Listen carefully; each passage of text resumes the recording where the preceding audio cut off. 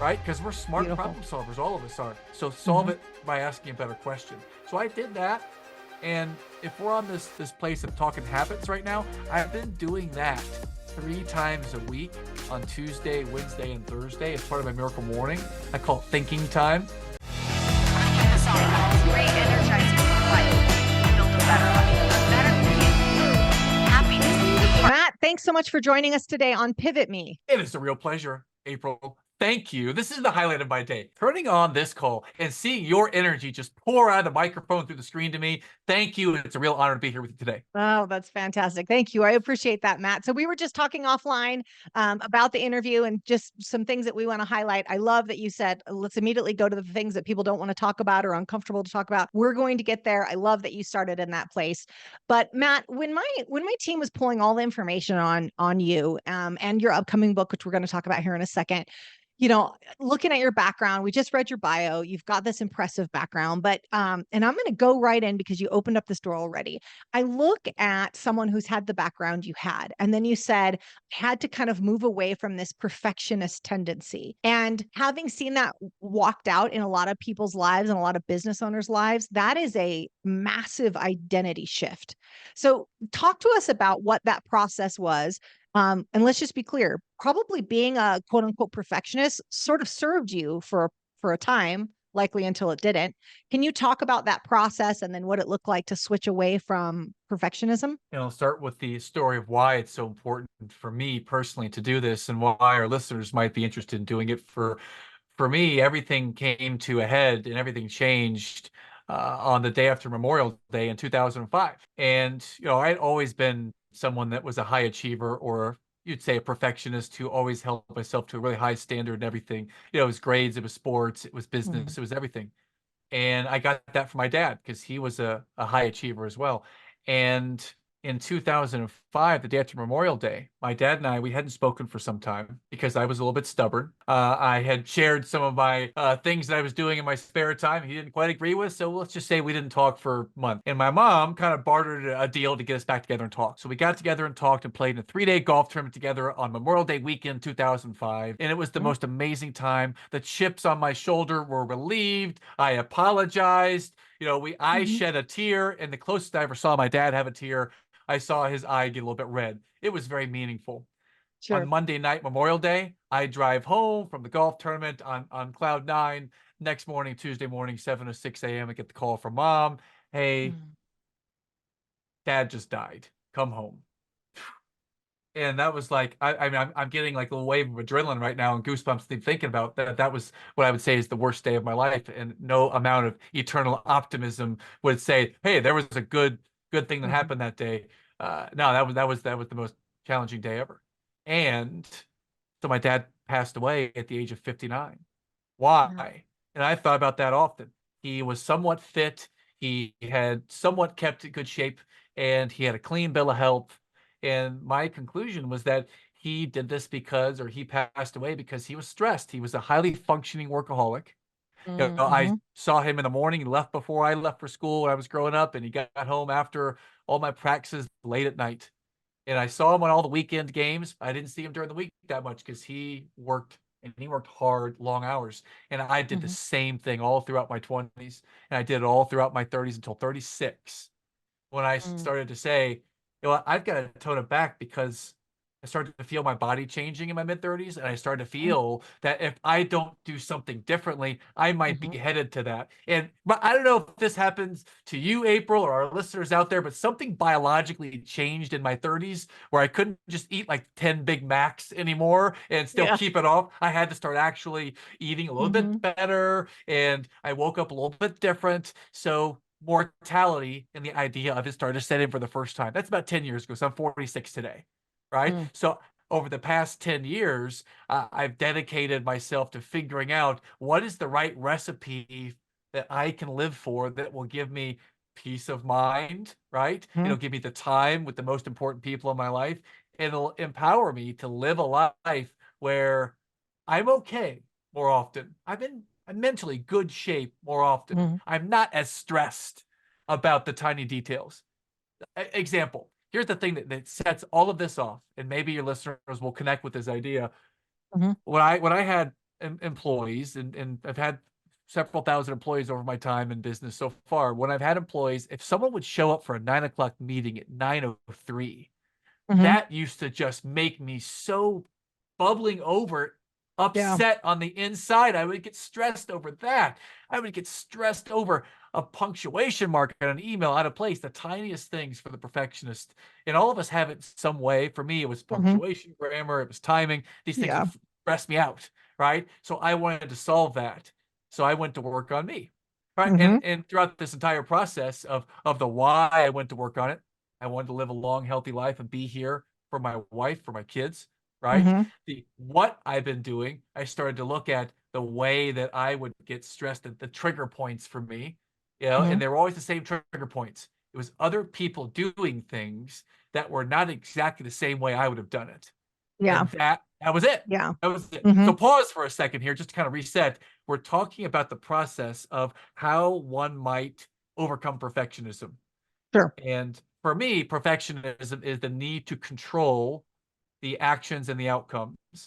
So I need to let go of that completely in order for me Mm. to keep this thing that has this grip over me.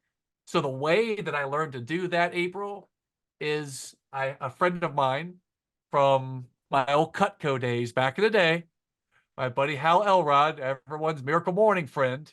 We I we had started. him on a few months ago. I think I that's know. probably I how we got saw. connected. Yeah. Well, Yeah. we got connected through my friend Justin Donald. Oh, Justin. Yeah. I Yes, was like, there's a theme with front row dads. There's a theme with Cutco. I've noticed this yes, theme.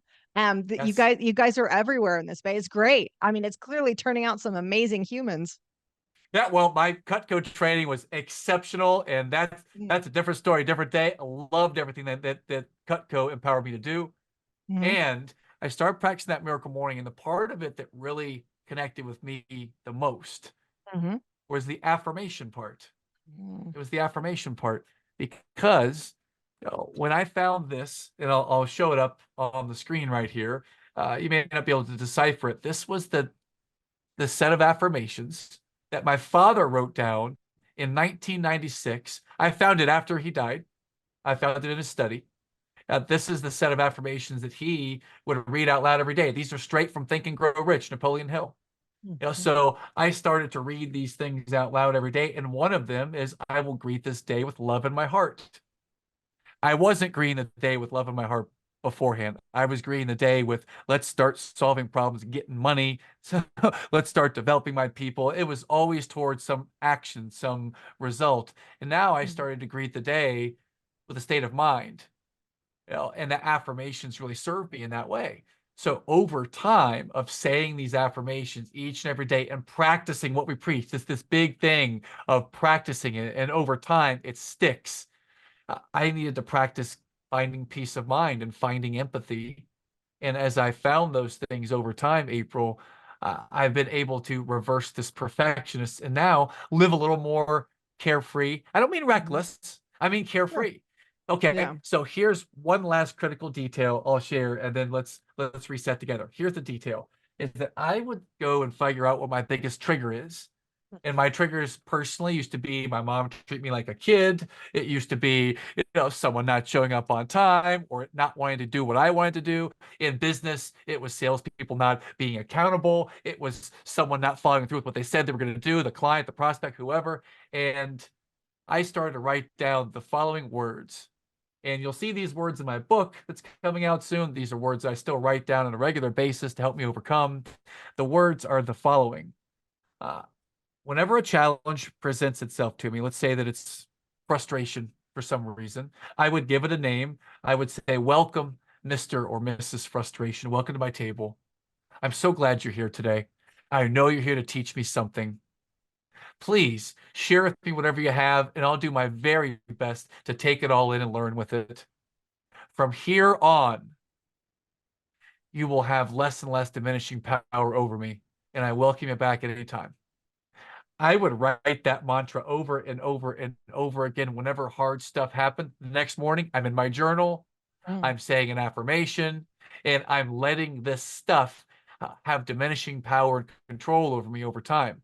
And now, since I've been a Miracle Morning practitioner since June of 20 or July of 2015, now almost 9 years in, I'm happy to say that it works and that I found this inner peace. And this perfectionism place, it rears its head every once in a while. I have a mechanism to beat it back into its place and be at peace. So that's Wow. that's Wow. what's worked for me so far. That, that's where it comes from. So, couple of things I want to point out or ask you about. One is when we first I gotta tell you a funny story. So perfectionism, friend of mine, Mark, and I were discussing perfectionism, and he shot that word over across the bow to me.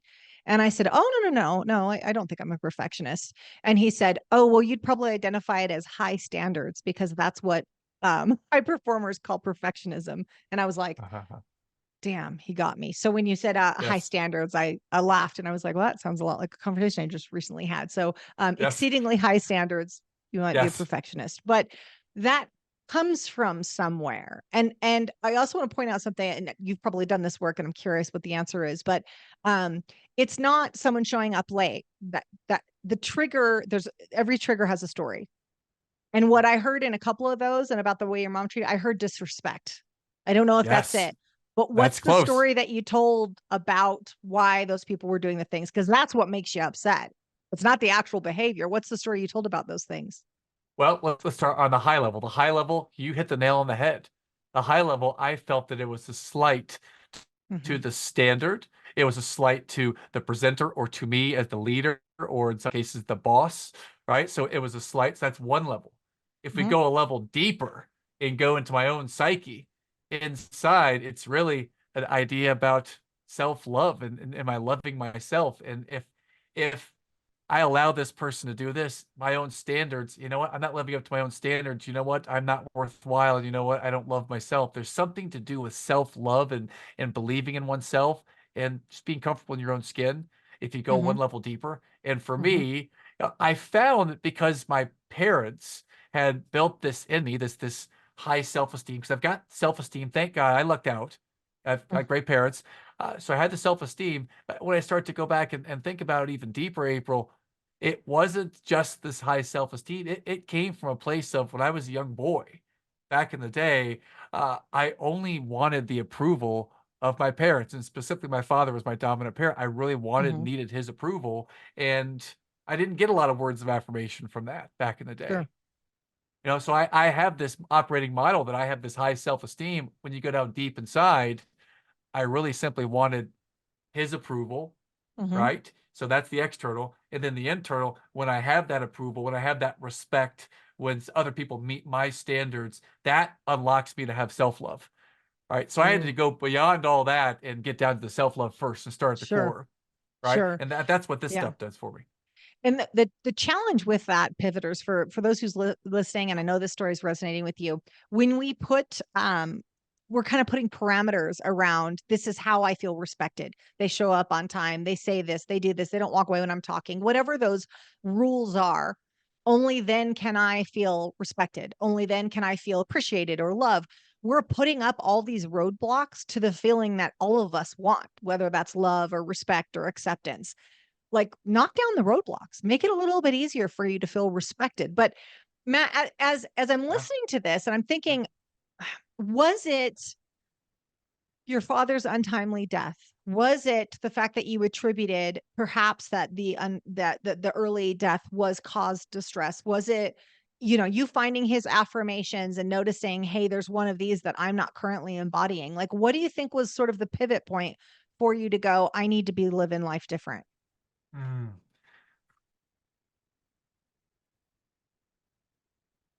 I could answer that question in one of a billion ways because the pivot points keep happening all the time Sure. continuously.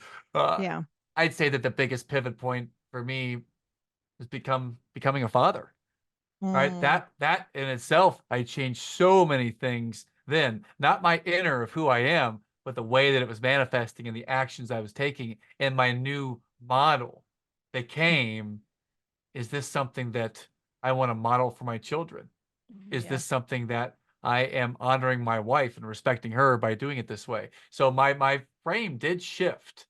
When my father died at 28 and I was still to remain single and unmarried for the next 10 years, Mhm. when that happened, when my father died, my pivot changed to, I've got to live to these standards to honor dad, and I've got to learn also to let go of stress. How do you do both of those things at the Mhm. same time? Live to a high standard and let go of this inner stress that I keep killing myself with. All right, how do you do both of those? And actually, there is a way to do it, but it Mhm. involves letting go of the things that stress you. So that's the inner journey there. And then other pivot points along the way have been just these crucial times in life, starting in the coaching career, right? Starting Mhm. the podcast, having children, getting married. Every one of those, there's more self-reflection that caused me to change just a little bit more. I think, is that what you're asking? Yep. Yep. No, that's Yeah. perfect. That's Yeah, those are perfect. the pivots. Yeah. When you're letting go of this idea, and then I want to talk about the eternal optimist, when you're letting go of this idea of this, because I've been caught in this in the past too, is like one of my strongest identities is that I'm a hard worker. Like that is so ingrained in me. And it's something that I've always loved about myself, that I was the hardest working person in the room, that like nobody could outwork me. And there's a big push on social media of people saying that stuff, like be the hardest person in the room. And I'm Yes. like, be Yes. the most efficient person in the room. But for a long time, I too Yeah. identified as the hardest working person. And spoiler alert, that just ends up working way longer hours than, Jason down the hall who's working half as much and getting promoted. So, this was in my corporate career, and I learned a few things about being the hardest working person in the room. But if you are that, and I'd seen on an interview where you were working, I think it was like 80-hour weeks and you were growing this business or growing your team, there's an identity to this. And then you switch over to, I'm going to have Yes. less stress and I'm going to be an optimist. And I like how that's a pretty big identity shift.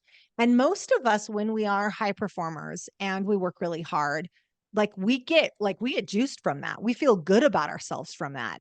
How do you make that switch? What did you replace it with? Like, talk to us about that process. Great question. Let's talk identity shift. First, in order for me to make identity shifts, I had to have everything taken away from me and hit rock bottom. Because for Mhm. me, in identity shifts, back on June 14th, 2016, uh, long story summarized, I had gone down a zip line on Labor Day of 2015. The zip line broke. I fell to the ground and landed on my butt bone, and it sent shockwaves up my spine, knocked me out, and I basically became disabled over the next 9 months. So June 2016, I'm having a conversation. My wife is there, a surgeon is there, spinal surgeon, and he's saying to me, Matt, you may never walk again after this surgery. I already couldn't walk, by the way, because I was in excruciating pain. I was in a wheelchair. So I'm having a surgery to relieve the pain and maybe walk again and maybe not. And in order for me to have that identity shift, this is where this big light bulb came off. And it didn't happen immediately. Everything had to happen sequentially for the light bulb to go off. I had to learn to let go of my identity in order to be at peace with identity shifts. And the way that I learned to let go, in AA, they might call it acceptance. Michael Mhm. Singer might call it surrender. The idea of being able to take whatever is in front of you and be okay with it. That doesn't mean I have to Mhm. like it.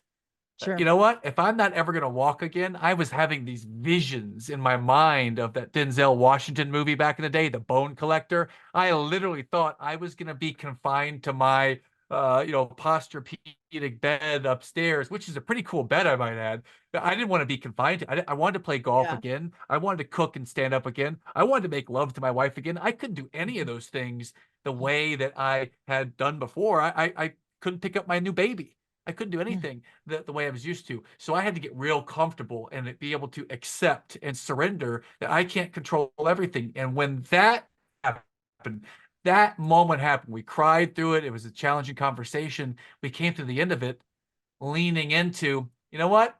Whatever happens next, the universe will decide. I'll do my best to play the game. Whatever happens, though, I will Mhm. be able to shift with it.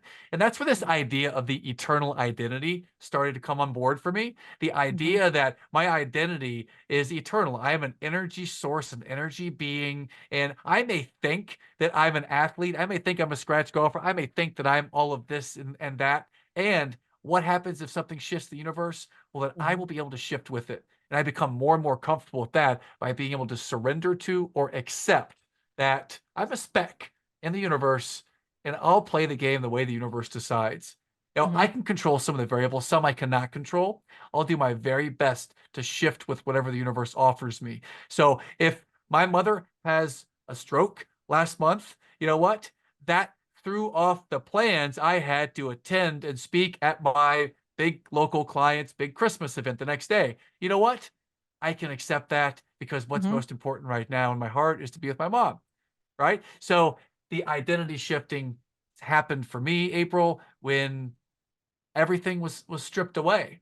And I had to come face to face the reality of I can accept this or I can fight it. Might as well accept it and surrender to it and learn to let go of what I felt was my identity and go where this new opportunity presents itself. Because that's what it is. It's a new place I can go to. And I can go with optimism, energy, and excitement, or I can go and hate it and be a victim.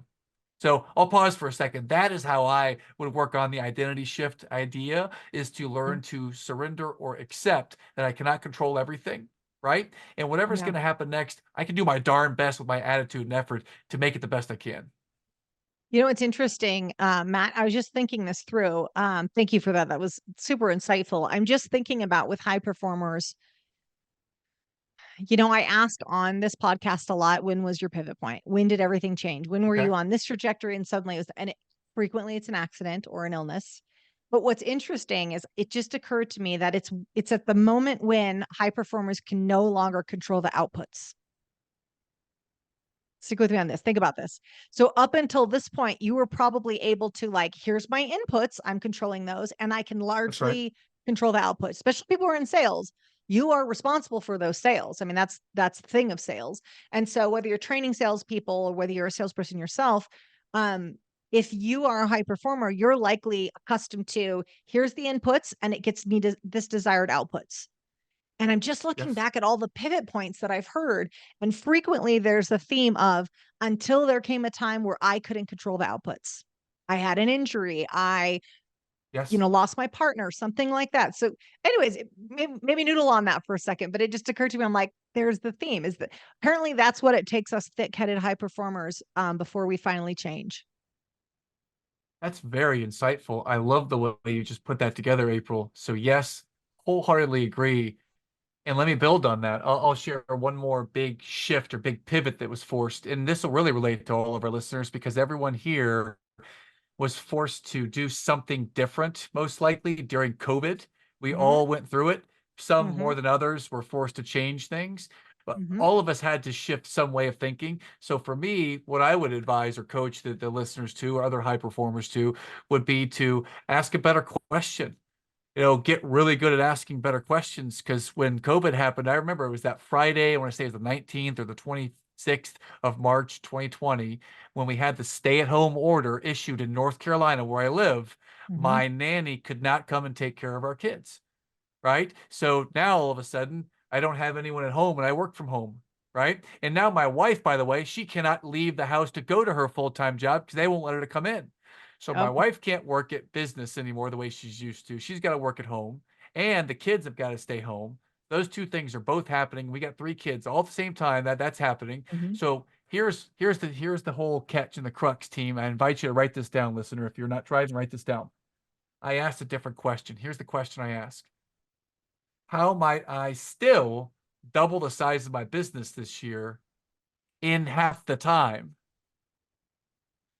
while taking on and adjusting to all of these new conditions? So I asked a different question because we still had an aggressive growth strategy for 2020. I didn't want to let go of it. All Hmm. right. So how did I do it and add that one thing in half the time? Because now instead of working X number of hours each day, now Hmm. that's cut in half, right? So how Brilliant. do I do that? So ask a better question. Yeah, Yep. if you're listening to this podcast, then you're watching this YouTube channel, you are already a really good problem solver, probably Hmm. elite in your problem solving ability. So take it to that next step and learn to ask a more elite or a stronger question, right? Because we're smart Beautiful. problem solvers, all of us are. So solve Hmm. it by asking a better question. So I did that. And if we're on this place of talking habits right now, I've been doing that 3 times a week on Tuesday, Wednesday, and Thursday as part of my miracle morning. I call it thinking time, as I Hmm. learned from Keith Cunningham in his Keith book, The Road Less Cunningham. Stupid. Yeah. Yeah. One of my So favorite business books. Great reference. absolutely. If anyone So asks me good. what's the business book you recommend, That's the one. It's that Because it one. Do you listen outlines. to it on Yeah. Audible where he actually narrates it? You got to hear his voice when you're reading the book, right? He has a great Put it voice. I'm on a not going to bumper try. sticker.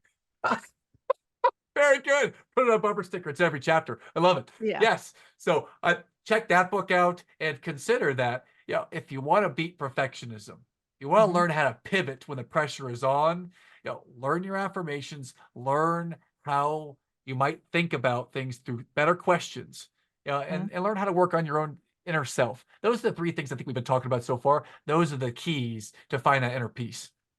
It's huge. It's Yeah. huge. Uh, I want to shift gears on the new book that you've got coming out. So it's coming up 2 months away. yeah. So it's March right 8th, around the baby. corner. Like, Mhm. talk to us about it. Give us the insight, Matt. Okay, so here's the deal, team. Thanks so much for listening today. The Eternal Optimist. It's never too late. That's the name of the book, right? It's being published by my dear friend and mentor, Mark Victor Hansen. So it's got all kinds of cool people endorsing it. So all that's happening. Here's why you want to read it.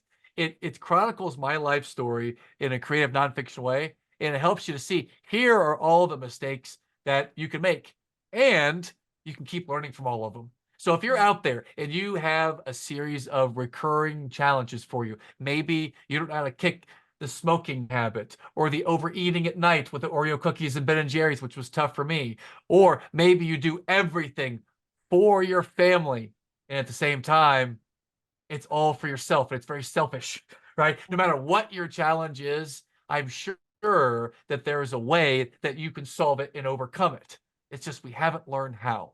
And by being curious and asking questions and seeing this life story unfold, you can learn how. So that's what the book's about. And inside the book, there's a number of strategies you can use through this story that can help you to overcome your challenges and help you to learn how to beat those recurring demons that keep coming up over and over and over again. So I encourage you to check it out for those reasons, because you'll be able to learn from it and overcome whatever challenges you keep having on a recurring basis. So that's Yeah. it. How You know was what I was that? Is gonna that okay? It was good. It was perfect. It was Yeah. perfect. Okay. Good. What's interesting, Matt, one of the things that I really like about the content that you're putting out and the topic of the book that you're talking about is that you and I we overlap a little bit in the kind of work that we do. And I'm sure you found this too. A lot of people come for skill set, but they almost always need mindset.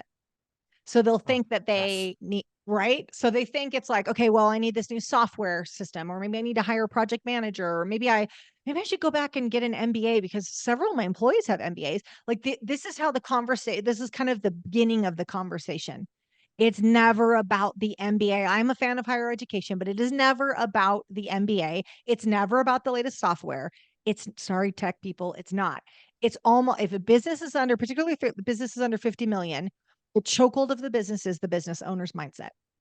And in almost always, that's where the coaching ends up going. That's where the advising ends up going. And so much of what you're talking about too is really getting out of your own way, like recognizing where your blind spots are, recognizing what might be actually taking joy away too, because you can perform well and it can be the loneliest, most pitiful, march up to the summit possible. And you're talking about enjoying this, showing up to your family the way that you want to, being very intentional about that. But I really want to encourage the pivoters who are listening, and we've been doing this for 5 years. You already know the this punchline, but it's not about the skill set. Yes, continue to grow your skill set, keep dropping new tools in your belt, but oftentimes the best tool that we can use is just being a student of yourself. And that is what you're talking about, Matt. Like, Yeah. how do I navigate around this? Or how do I take a skill that maybe served me for a period of time and is now limiting my growth for this next level? I love that that's a focus of yours. I know you haven't read it yet, but darn, that was really good. That was like a summary of the things that are in the book. Well, I'm And getting this vibe from us. Like we were ping ponging back and forth before we went on live or before we went on video, and I was like, I get it. I think I get it. yeah, well, something that's interesting to me too is that when I'll say I have trouble breaking a bad habit, or I Mhm. see a client that's having trouble with this recurring, mindset or this challenge, it's not that the information isn't out there. You can go to YouTube and figure out how to do anything. Mhm. It's not that the information we're at a discount, we're at a scarcity there. There's an abundance of information. It's not the information, it is the way that you practice it, the way that you take it in. It's the way you think about it. It is the mindset. And when it comes to the mindset, I would challenge the listener to think about this. Maybe this is a little bit different frame. When you have the recurring thing Mhm. happen over and over and over again, it sets off in your mind this operating system that happens. And for some of us who don't know how to break it, it could be this operating thing of just one more time, I'm going to do it, then I'll stop. Or it could be just some self-spiraling shame, whatever it is. Mhm. I would challenge this. A good friend of mine, Mike Wagner of Storage Rebellion, said to me once, he said, because I was having a real tough time letting go that my daughters were fighting with each other. And this really used to set me off. Mhm. He said, Matt, what's the worst thing that would happen if you don't correct that behavior right now? So I Mhm. figured out a way to make that a mental tripwire for me. When I saw them starting to argue and fight, I would tripwire in my mind, what's the worst thing that would happen if I don't Yes. correct this behavior right now? And I would let it start to happen. And guess what? My worst fears did not become realized. And they actually turned out pretty good, the kids. Sure. Right? Same Sure. thing, because I used to have a temper and I would yell. This was why I started coaching and therapy back in the day, was so that I could overcome this Mhm. this this person inside of me that was just yelling, this angry Mm. person, this perfectionist person, right? Mm. So the tripwire became whenever I would find something that would trigger the emotion of anger, right? The tripwire became, how would the best dad show up right now, Matt? Right? So me as my Yeah. best dad self would not show up yelling at the kids, right? Unless they're getting ready to run in the street, that's a different story. But that's Sure. not the same as them hitting each other or not listening and sitting down at the table. So I would challenge the listeners to think about, if you have a challenge that you're trying to overcome, then when you see it start to happen, when the trigger point happens and you start to feel it in your body, Mhm. what is the mantra or what is the operating question that you might want to flash across your brain to take action on right there? How do you input that in there and then act from that? So I spent a lot of time Good. doing that. That's helped out a lot. It's so good. If Yeah. you do nothing else than dial into your inner narrative, I mean, there's gold in them hills. Like if you just understand what you're saying, like I worked with a CEO for a while that had effectively like social anxiety, and this was hard because he was a CEO of a company. And so what would happen is he would walk into a room, and if someone left, he would tell himself, "Oh, they don't respect my authority." Or if he was in a circle and Okay. kind of was commanding attention and then someone looks down at their phone or does something else, he would say, "Oh, they don't value what I have to say." And so what looks like him just getting uncomfortable around people ended up being, took a while for us to get there. But the truth was, he told himself a situation, or he told himself a narrative as to why that person was doing that behavior, instead of, "Oh, my wife is pregnant and I'm checking to make sure she doesn't go into labor," or like just asking the question. I encourage him to ask the question, "What else could this mean?" Yeah. Yes, you saw that. Like the factual part is, Steve looked at his phone while you were talking. That is facts. Now, here's the story you want. Here's your default narrative that you've practiced for years. But what else could this mean? Just get creative, Yes. and even if it's silly, it's like, "Oh, I just won, Publishers Clearinghouse," or whatever it is. But just, pivoter, if you're as you're listening, I hope you're hearing over and over again, just get clear on what you're saying to yourself over and over again, and then do the steps that Matt's talking about, affirmations, mantras, doing a morning routine where you start to make new connections on, "I'm going to say something different." Same situation happens, same trigger of, Steve looks at his phone while I'm talking, but I'm going to tell myself a different story this time. I'm going to say, "Steve's teenage daughter's having a hard time at school and he's checking to make sure that she's not texting." Like that's taking your power back, instead of giving it away and going, "Oh, I don't want to present because someone's always looking at their phone and I feel disrespected when that happens." You know what I love about this show right now is that I have this rock over here. It's a foam rock. It says rock solid on it. I'm going to squeeze it. Mhm. I'm going to anchor this in emotionally right now because I love the name of this show. I love that you call your listeners pivoters. Yep. I would like to feel that I am a master of the pivot. So maybe part of the challenge is that when someone out there, when you're listening, when you something is challenging you, when you need to pivot in that moment and you can feel that something is changing, maybe there's an affirmation in there that you can lock in with maybe your rock that's near you or your closing pin or whatever it is you have near you. And you could Yeah. say, you know what? I'm glad this pivot is happening because I'm going to make the most of it and show up and model for my kids or show up for my significant other or do the best I can to model for my employees and my teammates as this pivot is happening. So whenever tragedy or challenge or whatever strikes, I am a master of pivots. And you know what? I'm going to pivot with style and grace. And I'm going to Mm. appreciate it. That maybe there's some mantra around that. I love this name, Pivoter, that you're giving your listeners. This is good. I just took notes on that, Matt. That's amazing. I'm gonna undo a quick funny story though. We were initially, so when the first podcast first came out, for 6 months we were the Spark with April Garcia, and then I found out Ooh. about the trademark infringement because I got the letter, and I Ooh. remember sitting with my branding Ooh. company in Nashville, and I opened it up, or it was an email. My team had forwarded me the email, and then I looked at my brand advisor and said, "What do we do with this?" He's like, I'm not sure. Um, Anyways, lots of lawyer fees later. We switched Ah, the name, and yeah. there was my pivot.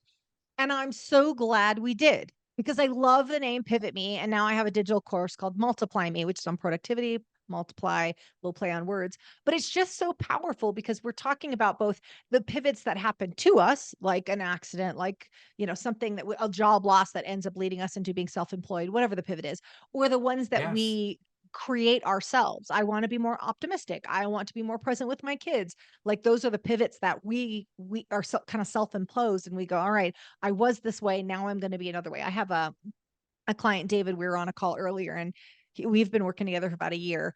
And his quote unquote biggest challenge was that he did not like to ask for help. And so today we start the call with wins, and David gets on the call, and his win was, I asked 4 people for help. He's got this big opportunity in front of him in his business, and he had to ask this person, this person, this person. Um, and he created this pivot in himself, as I Yeah. was once David who never asked for help. And David, I know you're listening right now. Yes, I'm calling you out. And now I'm David who does ask for help. And it's funny because there's a couple other people on the call, and they go, David, can you teach me how to ask for help? So he kicked off a whole help thing. But the idea of Awesome. the pivot is so important, because I think so many of us resist the pivot, and it's so much wasted energy resisting it.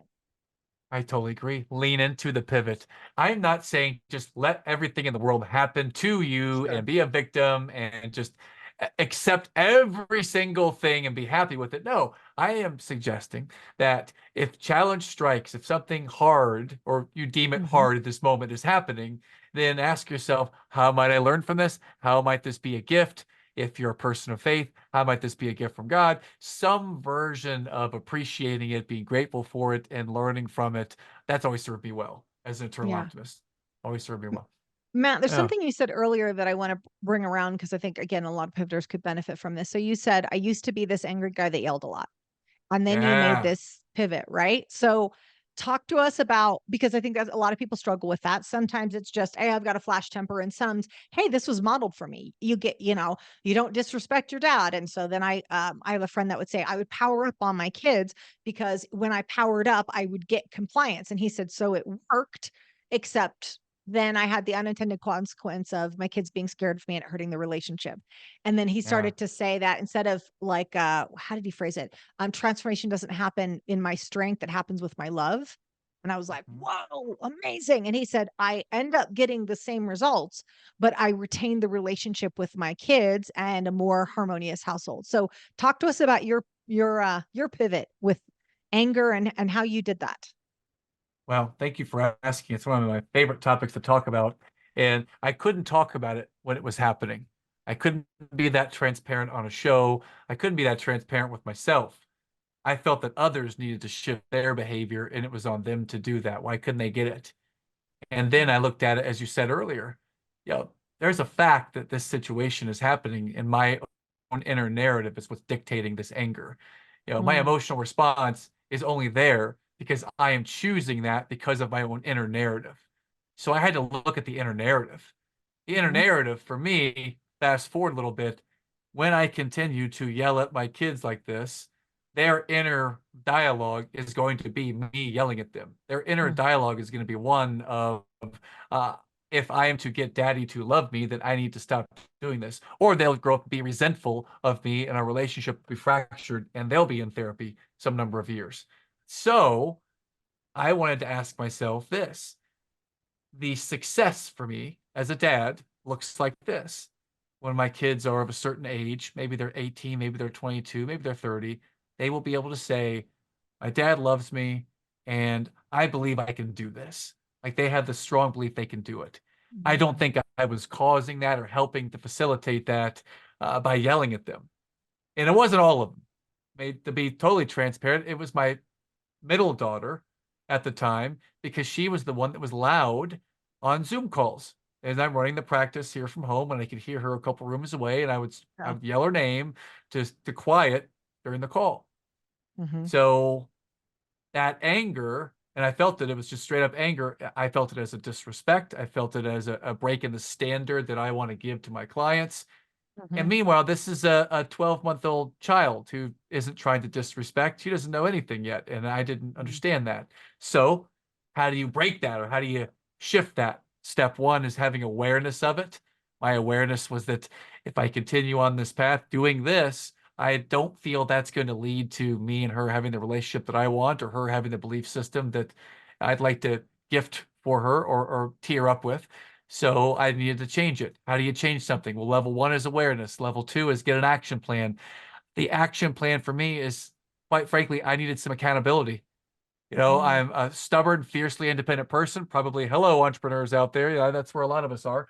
Yep. And when you make me accountable to someone else that I voluntarily agree to be accountable with, then change can really happen. So I found a group, and that group is called the Front Row Dads. And I joined the Mm-hmm. Front Row Dads with a good friend of mine, John Vroman, back in March of 2019. Right. So I joined the Front Row Dads because I wanted to be a father that could model cool, calm, patient under pressure and loving. I wanted to model that. And I wasn't modeling that because I was not cool and calm under the pressure of kids yelling. So that's where it started. And the way Mm-hmm. that I did it through, awareness first and then action, achievement is the third step. And that's the continuous practice of sharpening with the people that I call my accountability group. So I would meet every 6 weeks in a 1.5 hour session with 3 other dads who are working on their stuff. And we worked on it together. And before you know it, the yelling from me, which was 2, 3, 4 times a day, Mm-hmm. went down to 1 time a day, went down to a couple times a week. And before you know it, it was gone. And the identity is now someone who models cool, calm, under pressure, under kid stuff. And I do that. I feel very well now Mm-hmm. because back then it was yelling, and now there's no more yelling. Now there's different things to work on. Not yelling though. Yeah, we So never we worked on graduate it from over the time. work. We never That's graduate right. from growth work.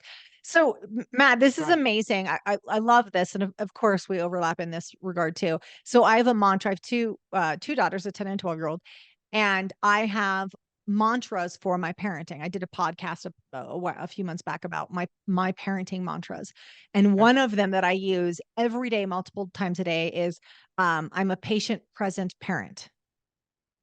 And I use that because I have someone who requires a decent amount of patience. And so when I am about to approach them, like, and the trigger for me is like the catalyst is the second I see their face. Okay. Okay. Okay. So, like, the second she turns around and looks at me, I say it in my mind, I'm a present patient parent. And it Right. helps me ground myself in how I want to show up instead of I'm hurried, which is very easy for me to be that way. I run a business, I run a podcast, I do this, I do like I have a busy life. And so it would be easy for me to move on to the next project or to rush us through something. But when I say that mantra, it reminds me to be patient with her. It reminds me not to be hurried and not just be looking for the next objective to hit. It's like, it's not just about making dinner or getting the kids to jujitsu, April. It's about something more than that. But I love that you two would have this. And I love that you invited accountability, because anyone who's listening who struggles with anger, they don't want to invite accountability about their anger because they have so many rehearsed reasons why, frankly, their anger is not their own. Well, if she didn't do this, if he hadn't said that, Yes. if I've told them once, I've told them 1,000 times. So they have all the justifications in the world as to why their anger is a reasonable response to unreasonable circumstances. So kudos to you for building an accountability, Matt. Thank you, April. And let's offer some accountability to the person who's back there nodding at what you just said, because I caught myself like, yeah, it's them, it's them, it's them. And let's take a look in the mirror, friends. Let's have a real look in the mirror here. In some Yeah. real serious, radical transparency, as Dalio would say. Let's have a real real look in the mirror. What is it about this situation that I can own myself? And if I'm losing and flying off at the handle because of the kids, what is it that I can own that contributed to this behavior they're having in the first place? What is it that I can own that's contributing to me choosing this narrative and choosing, to be upset and angry? And if you look at it that way and ask, what can I own about every situation, and own everything? And when you own everything, then nothing will get you off your rocker anymore. Or very few things will get you off your rocker when you own everything about yourself. Totally. And this is not self-blame, people. Like, this is not self-blame. Mhm, This is mhm. actually taking your power back. Because when it's someone else's fault that you're angry, you don't have any power. When it's someone else's fault that you lost, why you didn't get the promotion, you didn't get the client, the second you put that in someone else's bucket, you've lost your power. So I want to frame it out that this is not about self-blame and going, oh, I screwed up and everything's my fault and they're upset because of me. I don't take it that far, but just retain your power and like, well, what can I do about this? Yep, there's circumstances outside of my control, but what am I able to do about this? What am I going to do in response to that? Like, there's stimulus and response in that space. Right in between there is choice. We just That's forget right. that we have it. That's right.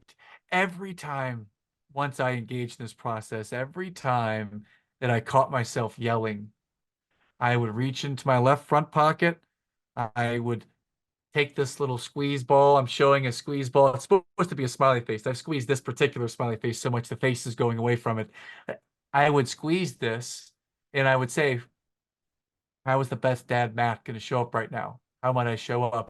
And it would cause me to rethink and retrain myself on my stimulus narrative Mm-hmm. response. So I was able to do that and catch myself. Took practice, friends. Here it is. If it's if it's worth doing, it's going to take some time and practice. So after practicing this for the last three, I say it took me about 3.5 years. It got to a point where now I don't have to have it in the pocket anymore. I just catch myself starting to have certain feelings about things, and I question my own narrative and get that peace back. So Man, you're good. good at this. You're making me feel it right now. And I'm excited to be a patient, present parent right now because I see So kids on the good. other side of the window over here. They just got home from school. They're playing in my mom in my in my wife's office over there in the jungle gym that we put in her office. Mm-hmm. So I'm feeling it right now. Patient, present parent. Oh, it's so good. Yeah, It's you so know what? good. One more thing. This is interesting because I used to yell my daughter's name to stop making sounds and noise when I'm on a Zoom. And once I shifted that narrative and I invited them into the call, and like literally that she'd be making sounds, I would Mhm. invite her into the call. And I've had every one of my kids show up on my calls with clients, and they love it. Most of them do. Right? Yes. They actually love Yes. it nowadays. And now the standards have been set and they don't show up on calls. My kids don't yell and do that anymore on calls. Mm-hmm. They used to. They don't do it anymore though. Right? So Hmm. so Interesting. I love this. I it's love this. all connected. It's all I connected with owning ourselves. Yeah, I love that. And I am also a fan of having some kind of tactical grounding, like a squeezy ball or some whatever that Yeah. is. I have a transformation stone. It's I forget what it's called. It's some pectite, I think it is. Anyways, Okay. my kids love going to like the stones and crystal store, the we call it the hippie Yes. store. So I'll go Oh and I'm yeah. like, all right, fine, that's fine. We'll get you bracelets that are for happiness. Why not? But there was one that was like Tektite from Vietnam, and I read it and I called it the transformation stone. I'm like, I'm in, I'm totally in. So I bought two. One big one that sits next to my like on my end table, and another one that's small that I can put in my pocket. And when it's been about 2 years now, and whenever I'm facing a very challenging season, whether that's, you know, health issues with a parent, and I'm driving on the way to the hospital, I will drop that transformation stone in my pocket. And it's just a Yes. little like anchor of this is Yes. what transformation looks like. Growth is hard. Growth is not easy. It's not, it's not all Instagram reels and you just go sit there and you contemplate, your higher self. It is painful. And whether that's you're growing in good ways or there's about to be loss and you have to figure out how to navigate and grieve that loss. And so having a transformation stone was just enough to anchor me to, oh yeah, this is part of my process. This isn't Yes. some just random thing that has happened. Not that I necessarily believe to happen for a reason, but I have a good friend that always says like trust in the timing of your life. And I'm like, this is the timing of my life and we're going through transformation right now. Brilliant. That's so brilliant. I hope the listeners are taking some notes or consider this. And if you're thinking about it and thinking this is some, frou-frou, fluffy stuff, uh, again, back to the first thing we talked about, it's mindset we work on. It's not just the skills. You can Google anything and YouTube anything.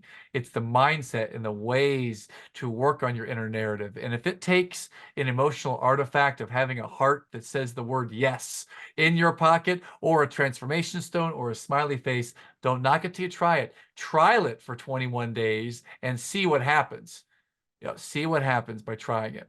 So this has been I really love it. insightful. It's I feel like I've been interviewing you. That was really good, what you just said right there. And I'm putting that towards my pivoting as the master I love pivoter. it. I love it. I love the master pivoter. Questions, Matt. I love this. I love the insight and the expertise that you've given. One thing I'm just thinking of, like, what's the if let me phrase it this way. If you could tell the world one thing that they need to do, one thing they need to shift, one thing they need to lean into, what would be that one thing you'd tell them? Okay, the recovering hyper perfectionist here is going Yeah. to take this answer, just cut it down to one thing. What I want to say is a whole book, read my book. But here's the thing. Yeah. It's going to be okay. All right. I think I heard on a reel, on some type of Instagram reel years ago, that this too shall pass.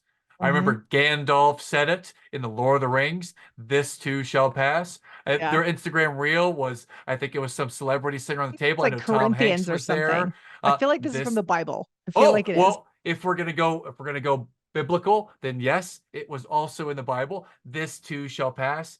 Mhm. Everything that we're in right now is a season, whether it's going to be a day, a week, a month, a year, it will pass and the next season's coming.